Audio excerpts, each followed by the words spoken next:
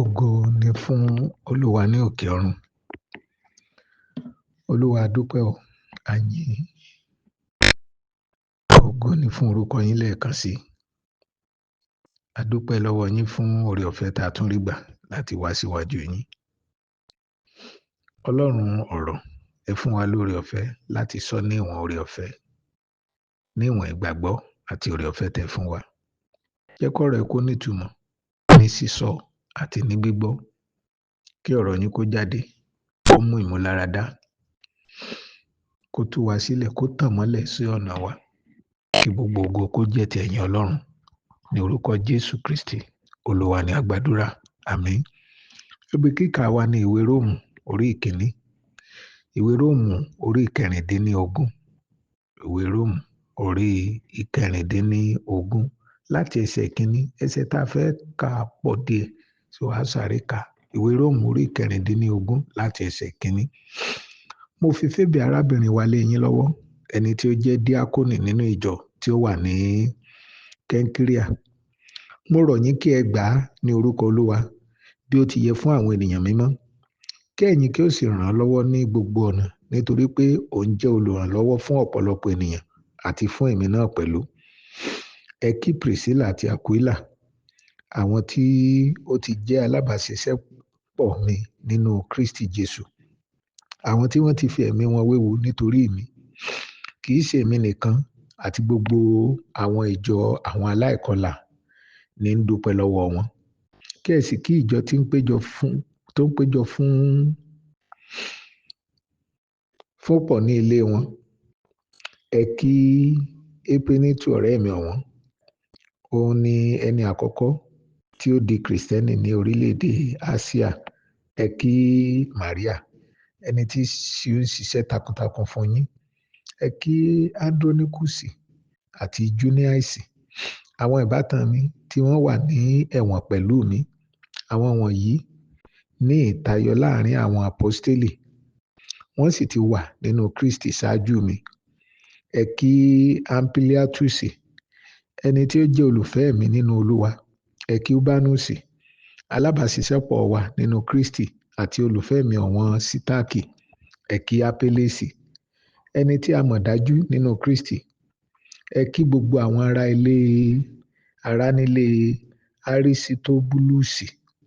Ẹ kí Herodíónì, ìbátan mi. Ẹ kí gbogbo àwọn ará ilé ní Nákísísù tí wọ́n wà nínú Olúwa. Ẹ kí Tírífénà àti Tírífósà, àwọn obìnrin tí wọ́n ṣe iṣẹ́ takuntakun nínú Olúwa. Ẹ kí Pásísì ọ̀rẹ́ mi ọ̀wọ́n, obìnrin mìíràn tí ó tún ṣe iṣẹ́ takuntakun nínú Olúwa. Ẹ kí Rúfọ́sì, ẹni tí a yàn nínú Olúwa, àti ìyá rẹ̀, ẹni tí ó ti jẹ́ ìyá fún èmi náà pẹ̀lú. Ẹ kí Asíkítúrùsì, Fílégónì, Érémésì, Páítóróbà, Ẹrímásì àti àwọn arákùnrin tí ó wà pẹ̀lú wọn. Ẹ kí Fílólóhù àti Júlíà, Néréù àti arábìnrin rẹ̀, àti Ólípà àti gbogbo àwọn ènìyàn mímọ́ tí ó wà pẹ̀lú wọn. Ẹ fi ìfẹnukonu mímọ́ kí ara yín. Gbogbo ìjọ Kristi kí yín. Èmi rọ̀ yín ará, kí ẹ máa ṣọ́ àwọn tí ń fa ìyapa àti àwọn tí ń mú ohun ìkọ̀sẹ̀ wá sí ọ̀nà yín, èyí tí ó lòdì sí ẹ̀kọ́ tí ẹ̀yin kọ́. Ẹ yà kúrò ní ọ̀dọ̀ wọn. Nítorí irú àwọn ẹni bẹ́ẹ̀ kò sin Kristi Olúwa wa, bí kò ṣe ikùn ara wọn. Nípa ọ̀rọ̀ geere àti ọ̀rọ̀ dídùn ni wọ́n fi yí àwọn aláìmọ̀kan ní ọkàn padà. Nítorí ìgbọ́ràn yín tàn kálẹ̀ dé ibi gbogbo. Nítorí náà mo ní ayọ̀ lórí yín, ṣùgbọ́n èmi fẹ́ kí ẹ jẹ́ ọlọ́gbọ́n sí ohun tí ó ṣe rere, kí ẹ sì ṣe òpè sí ohun tí ó ṣe búburú. Ọlọ́run àlàáfíà yóò sì tẹ Sátánì mọ́lẹ̀ ní àtẹ́lẹsẹ̀ yín ní lọ́ọ́lọ́ yìí. Oore ọ̀fẹ́ Jésù Kristi Olúwa wa kí ó wà pẹ̀lú yín. Tímótì alábàáṣiṣẹ́ mi àti Lúkúìsì àti Jásónì àti Sósípátérù, àwọn ìbátan mi kí yín. Ẹsẹ̀ ìkejìlélógún ibi tá ó ti dúró. Èmi Tẹ́rítíù tí ń kọ èpísítélì yìí kí yín nínú Olúwa. Èmi Tẹ́rítíù tí ń kọ èpísítélì yìí kí yín nínú Olúwa. Èyí ni ọ̀rọ̀ Olúwa. Ibi tí a kà yìí látàn fi sọ gẹ́gẹ́ bí ọ̀rọ̀ tí a ń bá bọ̀, ìjàmbá tó rẹwà míì la tún fẹ́ wò léni.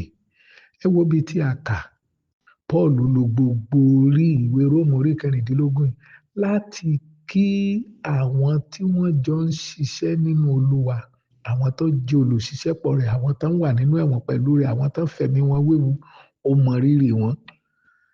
Bíbélì bá sì lè ṣàkọsílẹ̀ wípé Paul mọ rírì àwọn èèyàn, ó dárúkọ wọn, ó yìn wọ́n, a sì fi odidi orí Bíbélì kan lélẹ̀ láti fi dúpẹ́ lọ́wọ́ wọn. Kì í ṣe ohun tó burú o láti fún àwọn tí a jọ ń ṣiṣẹ́ pọ̀ ní ìwúrí.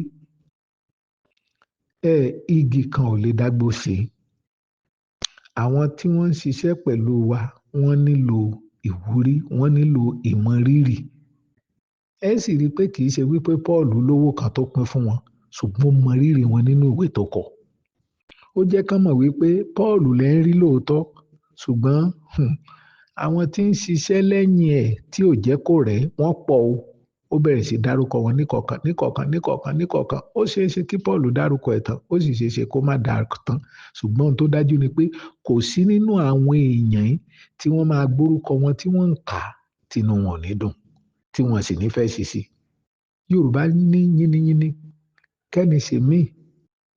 Bá a bá yínyàn tá a ṣe nígbẹ́rẹ́ ìpàkọ́, ó máa ń fún ẹni bẹ́ẹ̀ lókun láti ṣe síwájú sí i. Ẹ jẹ́ ká kọ́ bí a ti ń yin ènìyàn. Nígbà táwọn èèyàn bá ń gbóríyìn fún wa, ẹ jẹ́ kán mọ̀ wípé ẹnìkan ń bẹ lẹ́yìn orò lóró fi ń ké o. Àwọn kan ni wọ́n jẹ́ alátìlẹ́yìn wa, ẹ jẹ́ á mọ rírì wọn. Ǹjẹ́ wá mọ̀ wípé ìyẹn gan-an kó tẹ̀ tó wá ń ṣe àfojúsùn mi púpọ̀ tó bẹ́ẹ̀ jù bẹ́ẹ̀ lọ bí ẹsẹ̀ 22 tá a kà. Ó ní èmi Térítíù tí ń kọ èpísítélì yìí kí yín nínú Olúwa. Ǹjẹ́ jẹ́ mọ̀ wípé tí a bá gbórúkọ Térítíù, èpísítélì Paul sáwọn ará Róòmù la mọ̀. Àjẹ́ Térítíù ní ń kọ nǹkan yìí sílẹ̀, òun ní ń kọ sáwọn ìjọ. So ó fi hàn pé ó ṣeé ṣe pé ọ̀pọ̀lọpọ̀ àwọn nǹkan yìí, gbogbo Róòmù tí a kọ yìí, Térítíù ní í ṣiṣẹ́, òun ní ń kọ. Ibi tó wá le dé ni pé tó jẹ́ ìyàlẹ́nu fún mi ni pé yàtọ̀ fún pé a kí gbogbo àwọn èèyàn, Térítíù tún kọ orúkọ tiẹ̀ pé èmi ni mò ń kọ̀wé yìí o, èmi náà kí yín. Ìwòye méjì la fi lè wò. Àkọ́kọ́ ni ká wò wípé Térítíù náà fẹ́ kán mọ òun. Ènìyàn lè rò bẹ́ẹ̀ pé nígbà tán ti kí gbogbo àwọn èèyàn lọ, ó kò tún yẹ kó máa fira ẹ̀ hàn. Ṣùgbọ́n ohun tí mo mọ̀ ni wípé kí èpísítélì tó jáde, Paul yóò ti ní àǹfààní sí láti kà á, láti wò. Yóò ti wò ó fínífíní nítorí pé kò ní fẹ́ kí wọ́n kọ ohun tí òun ò ní òye nípa ẹ̀ láti sọ nípa ẹ̀ nígbà tó bá yá. So orí ibi tí Térítíù ti kọ wípé òun lòun kọ èpísítélì, Paul ò sì ní ẹ yọ orúkọ ẹ̀ kúrò. Paul sọ wípé bro, ẹ ti fẹ́ máa gbéra yín síta jù o. Kò sẹ́ni tó gbórúkọ Térítíù àfi títí dàkókò yìí. Bóyá gbọ́ olóyè ajíhìnrere o, àbó oníwàásù, àbó ń ṣiṣẹ́ ìyanu, ohun tá a mọ̀ ni wípé ó kọ orúkọ ẹ̀ síbi wípé gbogbo èpísítélì sí àwọn ará Róòmù tẹ́rí yìí o, èmi ni Ọlọ́run lò. Paul ò sì sọ ohunkóhun láti yọ orúkọ rẹ̀ kúrò. Ó fi hàn irú èèyàn tí Paul jẹ́ sí àwọn tí wọ́n jọ ń ṣiṣẹ́ pọ̀. Paul ó jẹ́ ènìyàn tí kì í jẹ́ àwọn tó ń ṣiṣẹ́ lábẹ́ ẹ̀ kí wọ́n dẹ́rù bà á. Kì í ṣe ènìyàn ò lè ṣiṣẹ́ lábẹ́ ẹ̀ kí n tí Ọlọ́run lò fún oore ọ̀fẹ́ tó wà nínú ayé yẹn kó jẹ́ ẹ̀rù fún Paul. Nígbà tí Paul rí gbọ́ wípé Paul sì sọ wípé yọ orúkọ ẹ̀ kó ń bẹ́ẹ̀ pé bro, ìgbéraga ti fẹ́ máa ṣe yín. Rárá sà, kì í ṣe gbogbo ènìyàn lójú wa tó bá dàbí pé wọ́n ní dáàdi ẹ forúkọ tiwa náà sí ló dàbí ìgbéraga àbí a fẹ́ kán mọ̀ wọ́n. Rárá, kì í ṣe gbogbo ènìyàn tó bá fẹ́ darí ló ń fẹ́ kán mọ̀ òun. Ṣé rí, ẹ má jẹ́ kí a fẹ́ darí, a fẹ́ di ìránṣẹ́ Ọlọ́run, a fẹ́ di akọrin, kó jẹ́ ìpèníjà àbí ìbànújẹ́ fún àwa. Nítorí pé kò fi ibì kankan dí, Paul mọ̀ pé térítérí ò fi ibì kankan dí òun lọ́wọ́. In fact, ó tún jẹ́ ìdùnnú fún un wípé gbogbo àwọn tó wà lábẹ́ tòun ló gbọ́dọ̀ dìde.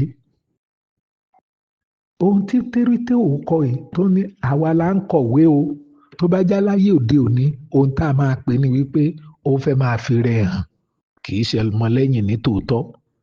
Rárá sà, ohun tí mo wòye ni pé Paul jẹ́ ènìyàn tí kì í fi ohunkóhun pamọ́ fún àwọn tó ń tẹ̀lé. Sẹ́ni tó tẹ wà ní ẹ̀wọ̀n ni ó máa fi ohunkóhun pamọ́. Bóyá wọ́n ń gbowó níbì kan ni o, bóyá wọ́n fún ọ lọ́rẹ ni o, bóyá wọ́n ń ṣe nǹkan kan, kò fi ohunkóhun pamọ́ débi pé àwọn kan máa wò lẹ́yìn pé ẹ wá dúró ohun tí dáàdì kó lọ, ẹ wá dúró envelope tán kó lọ. Paul ò jẹ́ kí ohunkóhun kó ṣókùnkùn sí ẹnikẹ́ni. Ó sì mọ̀ pé ohun tó ní kálukú bá jẹ́ fún Kristi ni kì í ṣe fún òun. Ohun tẹ́nikẹ́ni fẹ́ jẹ́ kò jẹ́ ìbẹ̀rù fún òun. Nítorí pé mo wòye tó bá jẹ́ ní àkókò yìí ni térítéò fẹ́ máa sọ wípé òun náà ló ń kọ̀wé, wọ́n á fàyọ, wọ́n á ní ẹja fún níbàwí. Ó dàbí wípé wọ́n ti fẹ́ máa wúga. Wọn sì tí kẹ́kọ̀ọ́ débi pé a lè máa mọ̀ wọ́n. Lóòótọ́ ni, ṣùgbọ́n a lè sọ wí torí ìgbékalẹ̀ kan ká gbàgbé ìlànà Ọlọ́run. Tá bá ní ìgbékalẹ̀ kan ò tọ́, ṣùgbọ́n nínú ìgbékalẹ̀ náà ẹ jẹ́ ká máa béèrè nígbà kọ̀ọ̀kan wípé ṣé ìgbékalẹ̀ gan sí ò fẹ́ fi ìgbéraga fún ọkàn tiwa náà. Ta ní só ti kẹ́kọ̀ọ́ ni débi pé ó lè máa kọ́yàn. Ṣé ti ṣe ìrìbọmi ní kán tó lè máa kọ́yàn. Ọdún mélòó ni wọ́n ti gbàgbọ́ kán tó lè máa kọ́yàn. Ẹ wo gbogbo ohun tí wọ́n ń ṣe yẹn, má jẹ́ kórúkọ ẹ̀ hàn, má forúkọ ẹ̀ sí, má gbéra ẹ̀ga. Àwa gan fúnra wa, ṣé a kì í sọ ọlọ́pàá Ọlọ́run tí fẹ́ máa mú àwọn èèyàn tí ò tí ì tó káàkiri? Nítorí pé térítéò bí kì í ṣe wípé Paul ló bá jẹ́ ká mọ̀ tó forúkọ ẹ̀ lẹ̀ wípé kò sí wàhálà. Mo wòye wípé ibi tí Ọlọ́run pè yín sí ni ẹ jẹ́ ká mọ̀ yín. A bá má mọ̀. Ṣùgbọ́n ohun gbogbo tó jẹ́ kò wá hàn lójú èèyàn pé àṣẹ Paul kọ́ ló kọ̀wé Róòmù. Bóyá torí ìdí ẹ̀ ló ṣe ní wàhálà díẹ̀, torí ìdí ẹ̀ lè díẹ̀ ṣe lè díẹ̀, torí ìdí ẹ̀ ni ò ṣe yé wa. Rárá, Paul ó fún térítéò àtàwọn tó kù ní ààyè láti dàgbà lábẹ́ òun. Kò sọ wípé òun nìkan ló ní orí ọ̀fẹ́. Àwọn ó ní orí ọ̀fẹ́ láti wàásù, láti iṣẹ́ ìyanu, láti káàkiri. Ṣùgbọ́n àwọn kan ni wọ́n ní orí ọ̀fẹ́ láti tọ́jú ẹ̀.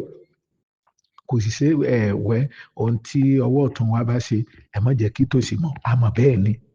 Ṣùgbọ́n tòsì bá mọ̀ náà, àwa kọ́ lọlọ́pàá tí ó mú àwọn èèyàn wípé kí ló dé tá jẹ́ kó sì mọ̀. Rárá. Térítéò yìí ó ní èmi ni mò ń kọ̀wé o, èmi térítéò tí ń kọ èpísítélì yìí kí yín nínú Olúwa. Kò sì jẹ́ nǹkan kan fún Paul láti sọ wípé ọ̀yá yorúkọ yín. Láti ní lọ, a máa fi ń sábẹ́ ìbáwí. Bó lẹ ṣe lè kọ orúkọ yín síbẹ̀. Ẹ jẹ́ á ṣe pẹ̀lẹ́pẹ̀lẹ́ sà. Àwọn ìdí ni tí ọ̀pọ̀lọpọ̀ tí wọ́n fi ní àwọn tó lè tẹ̀lé wọn. Ni wọ́n fi ní àwọn tí wọ́n lè máa ọ̀pọ̀lọpọ̀ a máa ní àwọn ń wo òṣìṣẹ́, àwọn ń wo workers, àwọn wo tó lè bá wọn ṣiṣẹ́, àwọn wo ẹni tó lè ṣe ìyìn rere. Ibi tí wàhálà máa wà púpọ̀ ni pé ọ̀pọ̀lọpọ̀ kì í fẹ́ kí èèyàn yọrí. Ti pé àwa gbọ̀nà kan lọ́dún mẹ́wàá ká tó di pé ẹni ń wàásù. Kò sọ wípé gbogbo ẹni tó bá tẹ̀lé wa ní ó lọ́dún mẹ́wàá kó tó wàásù. Oore ọ̀fẹ́ tọ́lọ́run fún oníkálukú. Ẹ wo èèyàn bíi Stefanu tí a yàn gẹ́gẹ́ bí ẹni tí ó máa pín oúnjẹ nínú Iṣẹ́ Àpọ́stélì orí 6. Ẹ wo bọ́lọ́run ṣe oúnjẹ ni wọ́n yàn fún iṣẹ́ ìwàásù ni. Tó bá jẹ́ lédè òní níbo ló ti kẹ́kọ̀ọ́? Deacon lásán, ẹni tá a ní kó máa pín oúnjẹ, usher lásán. Kò lè kò yẹ kó lè ṣe nǹkan tó bẹ́ẹ̀ jẹ́ tó jẹ́ bẹ́ẹ̀ yẹn. Ìjàmbá púpọ̀ sí ni nítorí pé ọ̀pọ̀lọpọ̀ láti pa oore ọ̀fẹ́ Ọlọ́run mọ́nú ayé wọn tá jẹ́ kó oore ọ̀fẹ́ yẹn dàgbà. Nítorí pé à ń wò wípé ó lòdì sí ìgbékalẹ̀, ó lòdì sí ẹ̀kọ́ dídàgbà.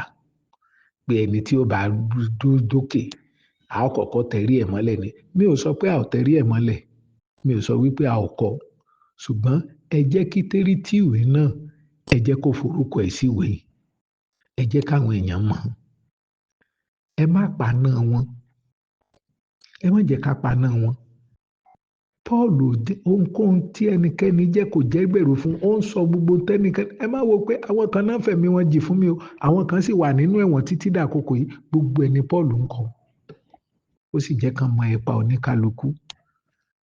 Ará, ẹ jẹ́ ká fún àwọn èèyàn lóore ọ̀fẹ́ láti dàgbà lábẹ́ wa.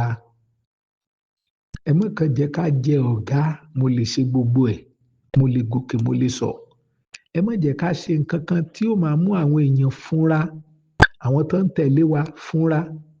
Kò sí ohunkóhun tí a gbọ́dọ̀ lè fi pamọ́.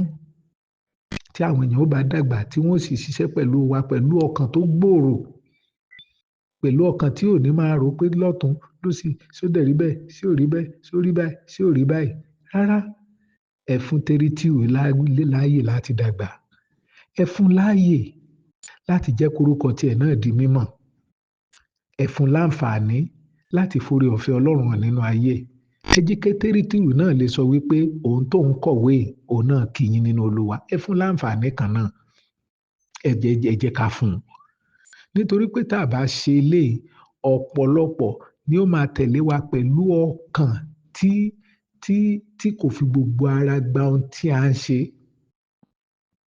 Mi ò sọ wípé ká kàn fún èèyàn ká kàn máa tì wọ́n síwájú, ká máa tì wọ́n sí kíní kan, ṣùgbọ́n ẹ má jẹ́ káwa náà lo òfin mú àtọwọ́dọ́wọ́ àwọn bàbá láti fi darí àwọn tí Ọlọ́run fún wa. Ẹ má jẹ́ ká lò òfin yẹn.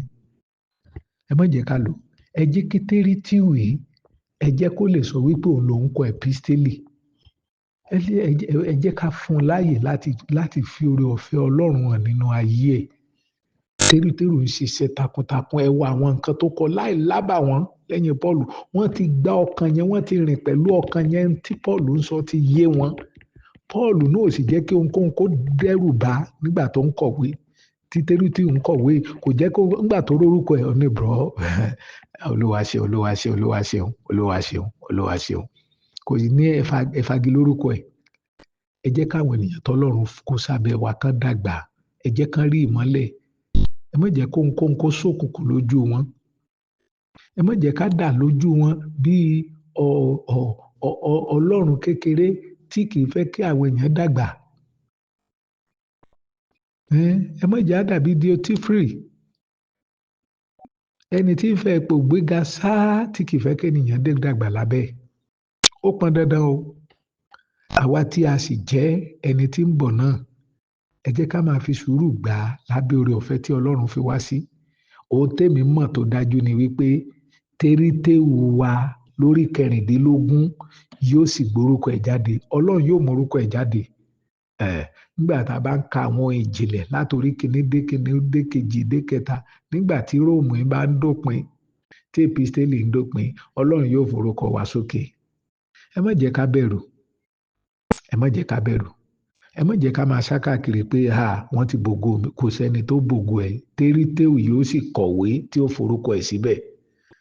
Tírítíù yóò sì jáde. Tírítíù yóò sì di mímọ̀ fáwọn ènìyàn. Lábẹ́ Pọ́ọ̀lù náà, òye tá a lè kọ́ níbikíbi, Ọlọ́run yóò fi yé wa. Kò sí bẹ̀rù. Fọkàn ẹ balẹ̀. Ẹ jẹ́ ká fọkàn balẹ̀. Ẹ má jẹ́ ká sá káàkiri. Àjẹ́ àwọn èèyàn bíi Tírítíù, wọ́n tó lè dúró lábẹ́ Pọ́ọ̀lù pẹ̀lú gbogbo oore ọ̀fẹ́ tọ́lọ́run fún wọn. Ẹ wo bí ó ṣe kọ ìwé Róòmù láì ní wàhálà kan tó lè yí àwọn èèyàn. Ẹ wo orí kìíní, ẹ wo orí kejì, ẹ wo orí keje ìkẹjọ nígbà tó ń sọ nípa ara kò lè tẹríba fún nǹkan tí Ọlọ́run àárí. Nínú ìwé Róòmù orí 12 tó ń sọ wípé ń fi ìyọ́nú aláìbẹ̀rẹ̀ ara kẹ́ fara yín gbì fún Ọlọ́run gẹ́gẹ́ bí ẹbọ ààyè mímọ́. Ẹ̀mí Kristi ti wà ní òye, gbogbo nǹkan yẹn ti yé. Farabalẹ̀ ara. Tírítíù yóò sì kọ̀wé, yóò sì di ènìyàn mímọ́ káàkiri gbogbo ayé. Farabalẹ̀, máa kẹ́kọ̀ọ́ lọ. Wá dàgbà. Ọlọ́run fúnra ara rẹ̀ yóò fún ẹ lórúkọ, yóò sì gbórí ẹ sókè. Bẹ́ẹ̀ ni yóò rí. Má bẹ̀rù, má sá kiri o. Má sá lọ o. Má sọ wípé wọ́n lo ògo ẹ o. Kò sẹ́ni tó lò ó. Ọlọ́run fún rẹ̀ yóò fún ọ ní ògo rere. Ògo tó dámọ̀ yóò jáde. Ọwọ́ Ọlọ́run yóò wà lára wa. Lórúkọ Jésù Olúwa wa. Àmín.